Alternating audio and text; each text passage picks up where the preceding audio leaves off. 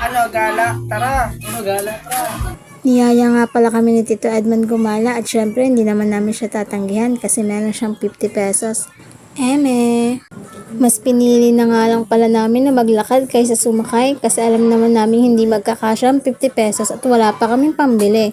Joke! Pero hindi talaga yung joke. At yan na nga, naglalakad nga kami. May pa-post-post pa kaming nalalaman paano ba naman utos nung nagkakamera. Ay, nagbibideo pala. Sa totoo lang, binibilisan na talaga namin dyan maglakad kasi syempre, baka mamaya maggabi na. Eh, hindi naman kasi talaga kami pinayagan. Sabi nga sa amin, bago kami umalis, gala kayo ng gala, lagot talaga kayo sa dada nyo. Dapat after 3 minutes, nandito na agad kayo ah. At ito na nga. Guys, ako magkakapit ba? Wala din na, may nakakapit. Yan guys, punta kami sa Wawa, Eco Park. Let's go! Makikita nyo naman ang ganda ng tanawin. Nakakatanggal stress. Sana all. Ay salamat at nakarating na nga kami. Ayan nga po ang mga bilihan dito sa Wawa. Maraming mga tinda at marami kang pagpipilian. Pero syempre dahil 50 pesos lang, doon lang tayo sa mura. Nagdedesisyon na nga talaga kami dyan.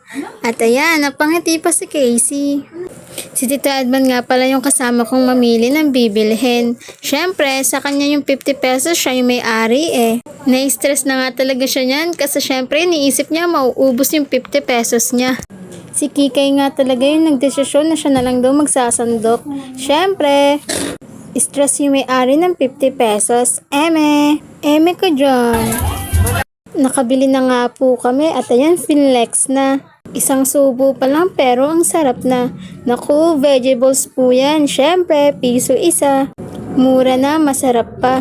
Naglakad na nga po ulit kami. Syempre, walang kapagurang lakad at dumaan nga ulit kami kung saan maraming buhangin. Sanay na ho kami kasi masarap rin siya matikman. Joke! Alam nyo na, kapag humahangin, parang pulburon na nagsisiliparan. Paakyat na nga kami dyan sa may merong hagdan at sinisigurado kung maganda talaga ang view dyan. Kaya lagi kami dyan pumupunta. Ano, tara?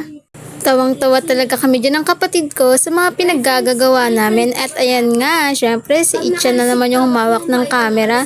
Talagang hindi mapigilan na hindi humawak ng camera to. Cellphone pala. Naku, ilang beses nang nagkakamali. Masaya nga po talaga kaming lahat dyan at syempre sarap na sarap din kami sa kinakain namin. Pero sa totoo lang, kinakabahan talaga kami kasi pag uwi namin, malamang masasermonan na naman kami. Ay, nagkwento na.